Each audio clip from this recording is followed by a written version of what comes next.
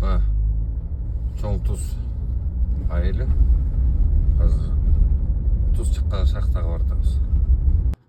Жанагы шахтанын ичиндечи мындай терилер бар экен, кадимкидей.